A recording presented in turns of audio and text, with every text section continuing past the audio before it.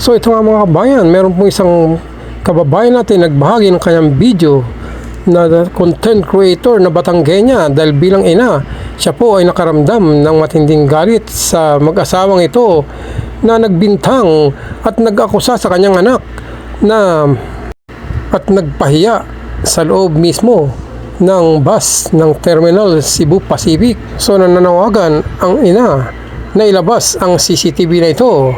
Ito ba na naman ay bagong modus operandi ng mga magnanakaw dyan sa NAIA Airport? Hindi lang tanimbala ang nangyayari ngayon, tanim cellphone na din. So ano yung gusto nyo? Ha? Kailangan nyo ng pera? Mambudol kayo? Sabutahin nyo yung taong kaya ninyo sabutahin? So ngayon nananawagan ako sa Cebu Pacific na ilabas ninyo or tulungan ninyo na mailabas yung CCTV na yan dahil yun lang ang magpapatunay kung sino talaga ang kumuha ng cellphone na yun at kung paano yun napunta sa bag ng anak ko. So ito nagbabakasakali lang ako na sana makarating tong video na to doon sa mag-asawa na nagpahiya at nag-akusa sa anak ko doon sa NAIA noong Monday ng gabi. So sa you girl, Joanna, hindi ko na lang kukumplituhin kasi baka sumikat ka.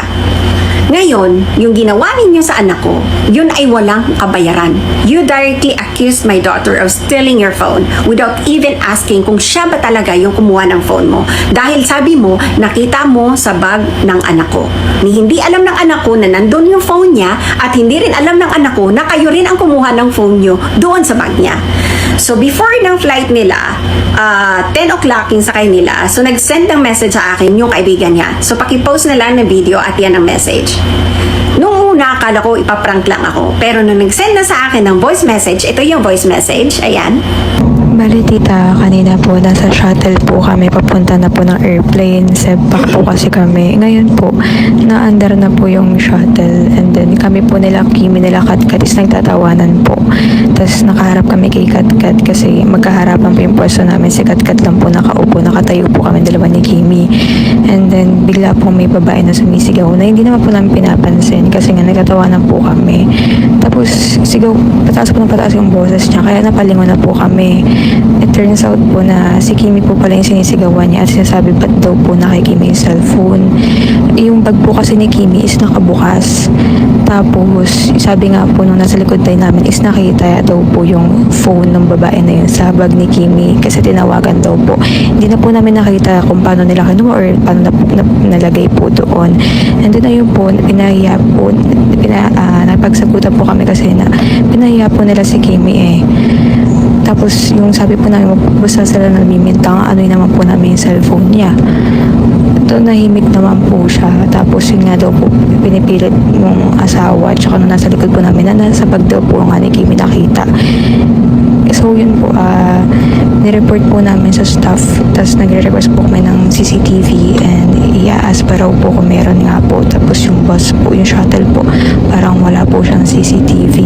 So yung gusto po namin mamaya pagka-land is parang sa amin na daw po yun if mag-file kami ng complaint or report or magkakaso po dahil sa pamamahiya po. Pero mag-help daw po ang SEPAC. Later po kakausapin daw po pag-take off ng seatbelt sign po. Grabe po yung pagbibintang nila tita. Tapos talagang taas po yung boses ng babae kaya tinalakan din po namin sila. Nakakanginig po sa gigil kasi ano naman po namin yung cellphone niya. In fact, tita, ang dami po namin gadgets sa bag. Nandun po yung mga laptop, switch, mga cellphones. Ano naman po namin yung cellphone nila. Tsaka kung magnanakaw si Kimi, ba't naman po niya iwang bukas yung bag niya. Kasi mali po natin may mga non-trip or may unang nakuha tapos saktong nakabukas yung bag ni Kimi, dun po din wrap. So yun po tita, paalis na po yung airplane.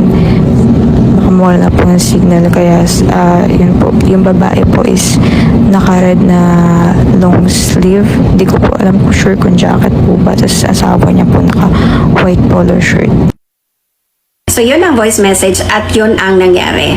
So sabi ko, wag na wag ninyong palalampasin yung ginawa sa inyo. Pagdating nila dito sa Bactan Airport, so that was 1 o'clock na ng umaga kasi nagbiyahe na kami nung matanggap ko yung voice message na yan, sabi ng mga anak ko nakasakay na sila, bumiyahe na kami kaagad ng mga kapatid ko, ni Kuya at saka si Clint, para sunduin sila sa airport. So pagdating namin doon sa airport, syempre ang una kong hinanap, nasaan na yung mga anak ko? Kasi naglabasan na eh. lumabas na yung mga pasahero.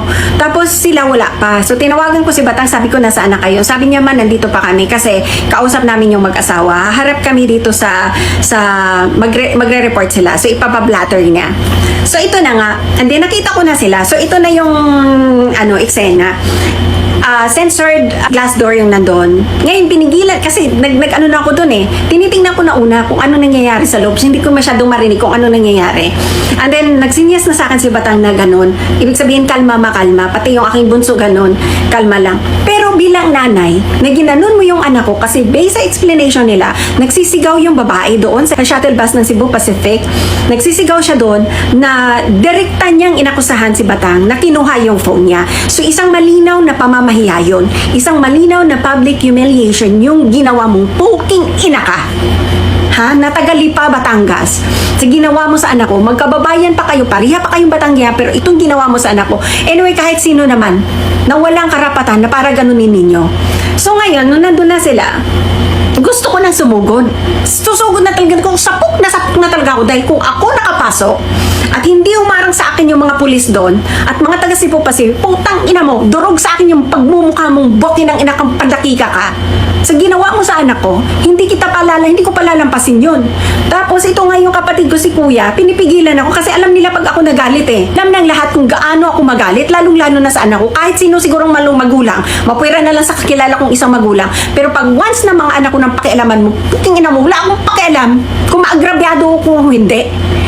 So ito na, sabi ko, I will not let this pass. We will not let this pass. So kailangan panagutan mo yung ginawa mong pamamahiya sa anak ko. So ang tagal pa bago na process kasi itong mga police marshal sa Mactan, hindi alam kung anong gagawin, kung paano nila i-solve tong problema. So sabi ko doon sa isang police, sabi ko, sir, pwede bang may immediate action na kung ano ba talaga ang dapat gawin. So, yun nga, ang gusto kasi ng anak ko na ipablatter kasi nga, yung pag-akusa nila sa mga anak ko sa pagpapahiya niya kay Batang, hindi yun basta-basta. And besides, yun ng anak ko nung bunsong anak ko, first flight na yun, she was so happy, she was so excited. At saka excited din mga anak ko na magkita kami kasi 2 months kaming hindi nagkita buhat nung umalis ako ng Cavite. I was so excited also na makita ko mga anak ko, pero iyon yung nangyari, very traumatic yung nangyari. So, nang nandun na sa may, nandun na lahat ang mga pulis, nandun na din ang mga taga Cebu Pacific. Ito pa daw ang sinabi ng babae. Kami na nga ang nanakawan. Gusto nila i-let go eh. I-let go na lang yung nangyari. Parang wala na lang nangyari. Ganun. So, sabi ng babae, kami na nga yung nanakawan. Kayo pa yung may ganang magreklamo. Yun ang sinabi niya sa mga anak ko. At may patunay yan. Naka-blatter na yan. Kasi sinabi nila yan. Yun ang sinabi nila sa kinabatang. Paano naman yung poking ina mo, yung damage na ginawa mo, yung pamamahiya mo in front of many people doon sa shuttle bus, sa harap ng maraming tao na ginanon mo yung anak, paano naman yun? Ha? Na ganun-ganun na lang? Paano nangyari? Kung inakusan mo or ikaw man ang magnanakaw, ha? Kung dumukot ka ng cellphone ng iba, the first thing that you should do is to turn off the phone. Tago mo yun sa kailaliman at patayin mo yun para hindi mag-ring. Pero ayon sa statement ninyo, bukas yung bag ng anak ko, pinaring ninyo, nakita ninyo doon sa bag ng anak ko. So, ang unang bumungad sa iyo, yung wallpaper ng maganda mong asawa na mukha na mong palakang napas mo, doon sa bag ng nakabuyang-yang na ganyan. Tapos nung makita ninyo, sabi nyo, kinuha nyo. So, hindi alam ng anak ko kung paano napunta sa bag niya at hindi rin alam ng anak ko kung paano ninyo kinuha. So, ang nangyari, ang posisyon nila, nandun yung aking bunsong anak sa harapan, nandito daw si Batang at saka yung kaibigan niya, tapos may 2 lalaki pa sa likod ni Batang, bago pa itong 2 mag-asawa na itong napakayayabang.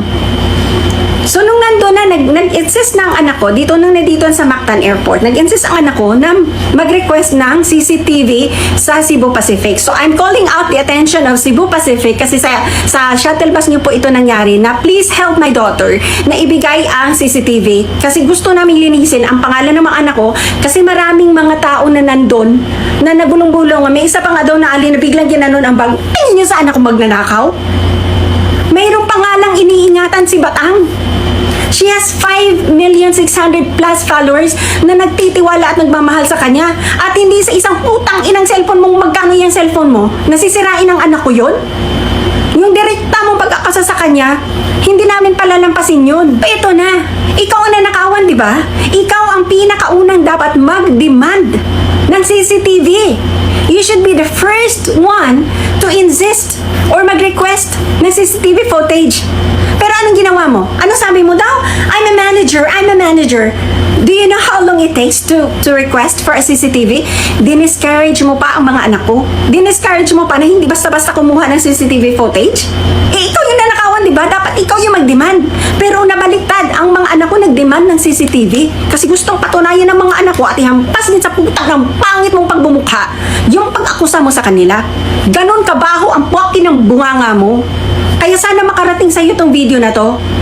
Tapos nandun na kami sa opisina kasi nagpa-blatter na si Batang. So lahat na doon, in-explain na ni Batang ganyan. Nandun kayo, di ba? Tinitigan ko kung hindi kayo makatingin sa akin. Hindi ko inaalis ang mata ko. Sabi ko, kahit ganito kasing kitang mata ko, sobrang nalaki ang mata ko sa inyong dalawa, hindi kayo makatingin sa akin. Tapos anong ginawa ninyo? Dahil napahiya kayo? So, nag-report din kayo doon? Pinablatter ninyo ako kasi nag-ingay ako doon sa airport? Natural nanay ako! Poking ina ka!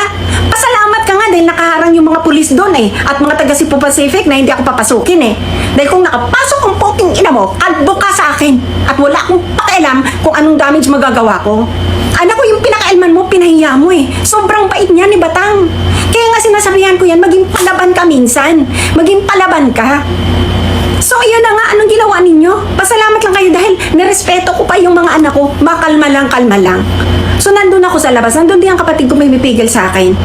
Na gusto na kita talagang pagsasampalin. Natulan naman eh. Hindi naman namin ini-invalidate yung naramdaman mo. Nung malaman mo na ganun. Pero hindi ka man lang muna nagtanong dahil napakaraming possibilities kung bakit napunta sa bag ng anak ko yung cellphone mong tatanga-tanga ka, uula-ulaga, maas-maas ka. So ito lang nga dahil hindi ka nag-apologize, hindi ka nag-sorry. Walang makitang kahit anong remorse sa'yo sa pagbintang mo sa anak ko. So yun yung rason kung bakit nagpa-blatter ang anak ko. Dahil talagang pag lumabas ang CCTV, isasampal talaga namin sa pagmumukha mo yung kagagahan mo at kaulagaan mo. Yung sobrang maas mong tatanga-tanga ka. Isasampal namin sa pagmumukha mo at nang ikaw naman ang mapahiya para maramdaman mo kung gaano ka-traumatic yung ginawa mo sa anak mo. Ha? Pasalamat ka, hindi nga siya nakapag-live nun eh. Pasalamat ka, walang video. Pero may video dito, ilalabas din namin yan. At nang mapahiya ka, sana nung time na yun, nilamas-lamas ka na, pinuhunan ka na sa pambabas dahil sa katangahan mo. Sobrang yabang mo. Ha? Huwag niyong gamitin kung anong title mo, kung anong mang degree meron ka para manliit ka, mambintang ka ng tao ng ganun-ganun kadali. So ngayon, dahil napahiya ka na at wala ka na siguro pambawi, anong ginawa mo dahil? Pinablatter mo, pati ako. Pinablatter mo yung, hindi kita dinuro. Ha? Hindi kita dinuro, hindi kita minura. Ha? Ang sabi ko lang, we will not let this pass.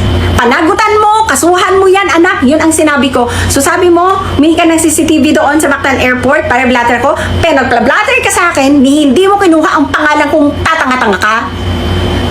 Ano yun? Excuse na lang yun? Para kunwari, may laban ka? Para kunwari, hindi ka mapahiya sa katangahan mo, ulaga ka? Ngayon sabi mo, nasisira ang time mo, ikaw ang gumawa, ikaw nag-create ng iskandalo.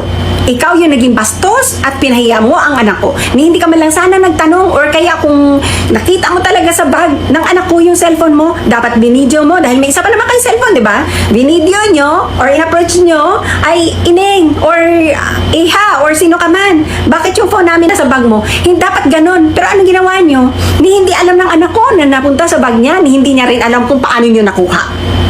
So shout out din doon sa dalawang lalaki na nasa likod ng anak ko. Baka nga kasabwat kayo o baka mga modus operandi nyo na yan, mga budol kayo, baka kayo yung mga gawain nyo na yan.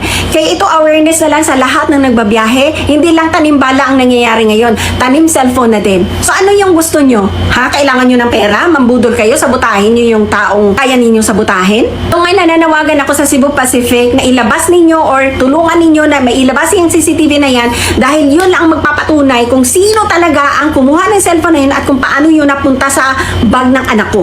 Ayan, gagawin ko tong video na to spread awareness na lang din sa ating lahat na mag-ingat kayo. Yung sandaling hindi ko lang nasara yung bag ko, ito na yung nangyari sa akin. Nasira na yung mood ko, yung mga kailangan kong gawin dahil lang dito. For context, hayaan ko na lang siya na magkwento sa inyo kasi nga hanggang ngayon, sobrang nai-stress pa din ako at hindi ako makatulog kasi nagmukha ako magnanakaw sa harap ng napakaraming tao. Ayun, siya na lang yung magkwento sa inyo ng mas detalyado. Kung napanood ninyo yung TikTok ko kahapon about sa incident, ito yung kabuuan na nangyari doon. Sa mga nagtatanong paano napunta yung cellphone nung ate sa bag ko na hindi ko din alam. Wala lang yung magkukwento para mas accurate yung mga details na nasabi. Kasi ako, hindi ko makakwento sa inyo ng ayos kasi hanggang ngayon nanginginig ako. At grabe yung accusation na ginawa niya sa akin. So, August 16, mga 11 p.m. kasi 12 midnight ng August 17 yung flight namin from Manila to Cebu. So, mga 11, papasok namin boarding gate. Tapos ito yung oras kung makikita nyo. Kung nakikita nyo lang naman, yung kapatid niya, yung carry niya na bagahe. Pahinto pa kami dyan. Ito, nakapila kami. 11:13 p.m. yan. Nag-video pa kami. Yan, nag-video pa. Na-realize tong kapatid niya na wala niya yung boarding pass niya. Kaya ang ginawa nila, dalawa ay nagbukasan sila ng bag. Hinalap nila yung boarding pass ng kapatid niya. Hanap naman nila. Ang mali lang niya, is hindi niya nasara yung bag niya. So, tatlo kami dun siya, ako, tas yung kapatid niya na first time niya kasi magsasakay ng aeroplano. Kaya inibiro niya na may mga interview, mga ganon. Ito yung bag niya. Yan, yung bag niya. Malaki kasi yan. Diba? Na boarding gate na, nakalabas na. So, pasakay na kami ng shuttle bus. Nakasakay kami ng shuttle bus, medyo punuan na, maraming tao. Isa na lang yung vacant seat. Pinaupo namin dun yung kapatid niya. Ito yung kapatid niya, paharap. Tapos, ito kaming dalawang ate, nakaharap dun sa kapatid niya. So, marami kaming katalikuran. Tapos, hawak namin yung mga maleta na yung maliliit. Kasama na to, shoulder bag na nakaganyan. So, tatawanan kami. Pero yung tawanan naman namin is yung kami-kami lang, nag-uusap. Normal na nagbibiruan, ganyan, habang nasa biyahe. So, habang nag-uusap kami, may naririnig kami sa background namin na parang may sumisigaw. Pero, hindi namin siya, wala kaming pakialam nung una kasi pakialam sa mga business nila kung ano man yun. Kaso nung palakas na palakas yung boses na, bakit nasa bag mo yung, sa bag mo yung cellphone ko? Parang ilang beses na yun sinisigaw. Pero yung unang hindi malinaw kasi nag-uusap-usap kami. Nung lumakas na talaga, napalingon kami. Napalingon na Ako muna yung napalingon. Kasi ang ingay, eto yung spacing namin. Ito yung couple kasi sila. Tapos sa likod ko may dalawang lalaki. Tapos may isang ate dito. Tapos andito kami sa pinaka-side. Ngayon, doon ako nakatingin sa mga kasama ko. Siyempre, ba't ako titingin sa kanya? Ngayon. So, ang nangyari, ang ingay ni ate. Ang ingay. Na para bang, sabi ko, ay baka may kaaway to sa ate. Hindi ko pinapansin. Ngayon, so, lumalakas yung boses niya. Ano sabi niya? Basta galit siya, napasigaw na, bakit nasa bag mo yung cellphone ko? Ganon, galit na galit siya. Na kaya, napalingon din ako, sabi ko, sino kaaway nito? Nagulat talaga Nagulat ako na sa ganito kanya yung expression nakatingin. ko. Sabi ko, bakit mo mapupunta sa bag ko yung Sabi cellphone nga, yun? sa bag mo, nakuha sa'yo eh. Nakuha daw sa kanya. Tapos yung dalawang lalaki na pagitan namin sa bag yung couple, kiniklaim din nila na nakuha nga raw sa phone. Na hindi sa namin bag ko. nakita kung paano napunta sa bag niya at kung paano rin nila nakuha, hindi namin naramdaman. Ang sabi nila, tinatawagan daw nila, nagre-ring daw nearby at hinanap nila yung sound. Tapos yun nga, pagka nakita daw nila dito, yung lock screen daw kasi. Kumbaga, parang sa likod ata, di ba? Parang dinay mo pa nung kuya yan, parang nakita nila. Pero sa likod Yan, ganyan. Parang Kasi nakaganyan nakita daw niya yung lock screen. Tapos natunog na raw. Tapos syempre, since nakita na nga daw nila, yung first response daw nila is kinuha nila. Tapos doon lang nag-react yung babae, nung nakuha na nila. Hindi rin naman namin alam kasi nagkukwentuhan kami. Tapos yun nga, syempre sumagot kami kasi nga, wala naman talaga kami, lalo na siya, wala naman talaga siyang alam. Ako, Hindi sumagot alam. talaga ako kasi pag nanahimik ka dun, ang mangyayari nun, parang inaano mo parang tahimik ka. Sige, parang kiniklaim mo na kinuha mo kasi guilty ka. Ngayon sabi ko, bakit mo mapupunta sa bag ko yung cellphone nyo? Ako hindi ako pala ganun talaga. Sa parang, naano na lang ako kasi sobrang daming tao nakatingin sa akin na parang, uy, magnanakaw, ganun. Also, syempre, lalo ngayon, maraming incident sa airport, yung mga nang-planted items sa bag ng, kahit di naman talaga sa kanila, di ba, tanimbala or droga. Malay mo, yan, may mga nauna na kumuha din. Since open yan, baka dilusot doon, nakalagay yan dyan. Ito yung laptop namin nakalagay dyan, Yung iPad ko na ginagamit namin ngayon pang video. camera at cellphone din yan. Ito. Simula nung sumagot, sabi namin, huwag kayong basta-basta namimintang, malay nyo, may nag-dyan, may nagtitrip, ganyan-ganyan, nanahimik silang couple. Tingin mo kung magnanakaw ako, bakit ko igaganyan yung Kaya, cellphone? ayun Hindi nga, display at hindi ko papatayin na mag-ring. Kung magnanakaw, di ba, dapat tagong-tago, tapos pinakailalim. Tapos Oo. sinong taong magnanakaw na ganyan lang, makikita ka agad, tapos di pa isasara yung bag, di ba? Oo. Ganyan yung explain namin doon sa couple na yun. Pero yun nga, nung pagbaba, nagmamadali sila, nauna sila, umakit ng airplane. Tapos nung paakit na nga, kinausap namin yung staff ng SEDPAC. So nag-ask kami kung paano, nag-request kami kung may CCTV ba sa shuttle bus, kasi yun nga na akusahan siya na nagnakaw. Gusto namin magkalinawan kung paano nangyari yun. Baka mamaya may modus to, kasi hindi naman biro yung nangyari sa kanya, basta-basta ganon, di ba? Kaya ang sabi ng SEDPAC is, nireport naman daw nila sa RS nila, tapos since ayaw din naman namin mag-cause ng delay sa ibang mga pasahero, sabi na lang namin is, since nakausap kami ng RS, magre-request kami ng CCTV, tapos parang i-handle na lang pagkalandang Oo, sa sa Cebu. Cebu.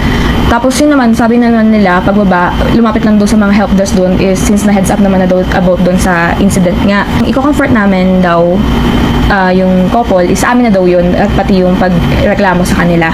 Kaya yung nung pag-land nga namin sa Cebu is inantay namin sila makababa. Nauna kasi kami bumaba kasi mas harap yung seat namin. Inantay namin sila, in-approach namin sila na maayos na sinabi namin, sir, gusto po namin kayong makausap tungkol sa nangyari kanina. Tapos yun, asking na paano nila nasabi, anong nila, basahan nila. Tapos yun nga, in-explain nila na, kasi ma'am, Dinedemo niya pa kung paano. Basta parang ini-insist talaga nila. Nasa bag ko talaga nakuha yung phone. So, yun nga, parang sabi nga nila, kasi nga ma'am, nakita nga po sa bag nyo. Sabi ko, paano, saan po ba nawala yung phone niya? Sabi, pagsakay namin ng bus, nasa amin pa, sabi nilang ganon. Bigla na lang daw nawala. And then, nung tiyatawagan nga, eto, parang hindi na naman na ganyan. Isipin nyo ha, napakabilis ng mga pangyayari dun sa bus na parang kailangan ko pa ng extra effort kasi malayo siya eh. Kung dudukutin ko yung cellphone niya, kailangan ko pang gumano. Na-explain nga namin sa kanya, ma'am, kasi maraming pwedeng posibilidad kung paano nag-end up tong phone nyo sa bag niya nang di rin niya alam. Kasi marami nga yung mga ganyang modus-modus, di ba? Tapos, sabi namin, bakit kayo magnanakaw? May sarili po kaming pera, hindi naman sa pagmamayabang. May sarili kayong mga gadgets. Ito po nga po, punong-puno ng gadgets yung bag namin. Ba't naman po namin kukunin yung phone nyo? Tapos parang, kasi nga parang in-explain niya na yung reaction niya, ganun, kasi nga nanakawan siya. Sabi ko, okay, sige, naiintindihan naman yun. Pero yung bang magpakumbaba sila, ay sige, sorry kung ginang pa talaga kayo, parang sabay nating i-review mga CCTV. Oo. Parang walang ganun. Kaya sabi ko, ganito na lang po. Sige, pumunta po tayo doon since mag-file po kami ng report at para makahingi din po ng copy ng CCTV. Parang na-trigger sila. Parang, sige. Parang ganun yung dating. Sabi ko, sige po, tara po sa ano. So, pagdating doon, paglabas namin, medyo ang hirap din ha. Pumunta ako sa help desk ng PNP. Walang tao. Kaya napadpad ako doon sa parang ng SEBPAC. Doon, tinulungan nila ako mahanap yung sa PNP. Tapos, tinawag naman nila, may lumapit naman na police. Tapos, yun nga, nag-explain sila. Tapos, parang yung couple, yung babae, na parang kami na nga itong nanakawan. Hindi, ganito muna yung nangyari nun. May lumapit sa amin na police. Tapos, parang sabi ng police, ay, maliit lang to. Parang ganun sabi ng police, maliit lang to. Baka pwedeng pag-usapan. Sabi namin na, hindi po kasi basta-basta yung pagbintang na nangyari at napahiya po yung tao. Ganun yung sabi namin. Parang sabi ng couple, okay naman na daw sila, kaya daw nila i-let go na sa amin na yung cellphone. Sabi ko, ay nabalik naman daw sa kanila yung phone. Sabi na ko, yung phone nyo na ibalik. Pero yung pagpapahiya nyo dun sa tao na kasama ko, mababalik nyo ba? Tapos parang nagagalit pa si ate girl na kami na nga itong nanakawan. Matawa siya. Kayo pa magre-report. So parang ini-insist pa rin nila na kayo na nga itong nanguha. Kayo pa may balak na mag-report. Ganun. Tapos, hindi ang haba ng usapan, ilang mga pulis yung pumunta sa amin. Imagine, naglan kami, mga 1. Ang tagal ng usapan na yun, kung sino-sino ang pulis na yung dumating doon.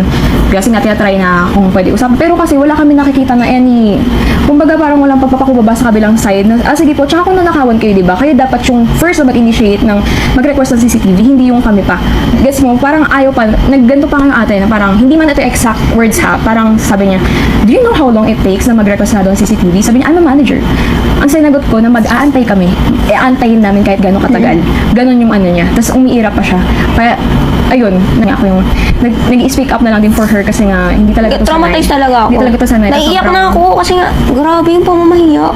Parang sabi ko, yung mga tao tumitingin sa akin, hanggang naiiyak pa din ako, walang tulog.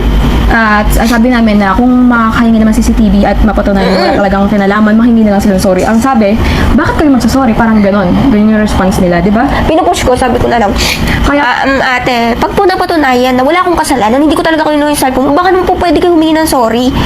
Wala! Taas na si ate. Sabi niya, sayang yung 5 days ko. Na parang sila Parang kasalanan ko yung sabi niya, sayang yung 5 days vacation ko, kakauwi ko lang ng Pinas. Basta yung aurahan niya. Sige, manager ka ate. Okay? Yung parang aura na sayang nga ang vacation niya sa Pinas. Yung bagong kakauwi ng Pinas na parang ang taas ng tingin sa sarili. Naku, nang gigigil talaga ako. Hindi ko pinairal. Alam niyo kung pinairal ko yung pagiging vlogger ko, binidyohan ko siya. Kung gusto ko ng iskandalo, kung gusto ko ng trending, kung gusto ko ng for the views, binidyohan ko talaga si ate. Kasi hindi. Nirespeto ko yung pagiging tao na baka na, oo, reaction ni ate yun. Na, oo, nanakawan siya. Kahit ako napahiya ako doon. Sabi, ang inaantay ko lang, ate, mag-sorry ka naman. Ipakasabihin mo naman sa mga tao dito na, pasensya na. Ganun yun lang inaantay ko. Ayokong umabot kami sa PNP, ayokong umabot sa blatter. Yung, lang ba na, sabihin mo, sorry Ning, nagkamali ako. Tingnan natin yung CCTV, kung ano talaga nangyari, ganun. Wala, ayaw nilang magtingin ng CCTV. Ewan ko kung si ate, sayang yung oras niya, or baka may tinatago siyang hindi ko alam. So ayun, baka may panibagong modus na naman or talagang may pagkukulang din sila. Pero na lang din namin para maiwasan at maging aral sa iba. Yun ang lesson learned talaga na laging i-close ang mga Isipin nyo, ang laki ng nguso ng bag ko, diba? Ito kasi dala ko on the go, kasya camera ko, kasya laptop ko, kasya iPad. Lahat ng gadgets ko nandito. Alam niyo naman na, hindi naman sa nagva-vlog ako. Ayan. Ako mahihayin akong vlogger eh, kasi nga, pag may nakakita sa akin tao na nagaganyan ako, tinatago ko agad yung camera. Ganun ako, kaya si ate, pasalamat ka ate, hindi kita binidyohan. Kasi sobrang antok na kami yung time. Wala pa kami tulog. Ang Wala kami forward tulog. namin pag land ng Cebu, papasundo kagad, matutulog na kagad. Kasi hindi yun nangyari. Nabot kami hanggang alas Alas 5. 5. Imagine mo, alauna hanggang alas 5 kami dun sa airport. Ayun, tawin ko lang sa inyo na sa mga nagtatanong, ito yung nangyari sa akin. Mahirap na maakusahan na magnanakaw at ipapahiya ka sa lahat ng tao na nandun. Isipin nyo ha, bus yun, shuttle, maraming tao, lahat ng sasakay sa airplane nandun. Tapos sisigawan ka, bakit nasa bag mo yung cellphone ko? Direct tingin sa mata, di ba? Parang ako matutunaw ako kasi nga sabi ko, tangina, magnanakaw ba ako? Kunin ko yung cellphone niya, ganun. Na maiiyak na ako kasi nga, hindi ako sanay sa ganun eh, makikipag-away. Kasi, kaya nga di ako, umaano dito sa social media kung ano man yung mga gulo-gulo. Kasi nga, ayoko ng ganun, yung maggaganito, magsasalita, mag-explain ng sarili ko. Pero ngayon, kailangan kasi for awareness na din sa mga tao. Kasi kahit ipiniliwanag namin na kung magnanakaw kami, bakit, kung magnanakaw siya, bakit niya hayaan nakabukas pa rin yung bag at ilalagay niya sa makikita mo kagad yung cellphone mo na ninakaw kuno niya? Ayun, sis, Wala pa rin, parang okay na nga eh, nakuha na namin yung phone, ready naman na kami, let go, okay na kami. Yung pa sa kanila, parang ganun yung attitude na pinapakita ni ate. Dalawa silang Ganun mag-asawa din eh. ang sinasabi niya talaga dun sa pulis. Oo. Ganun ang sinasabi. Parang tuloy yung tingin sa amin ng pulis na Parang magnanakaw ata parang sila to lang eh. ang naabala. Oo, ganun. Hello, kami rin may kami dito sa Cebu na kailangan gawin na naabala mo kami. As in sobra.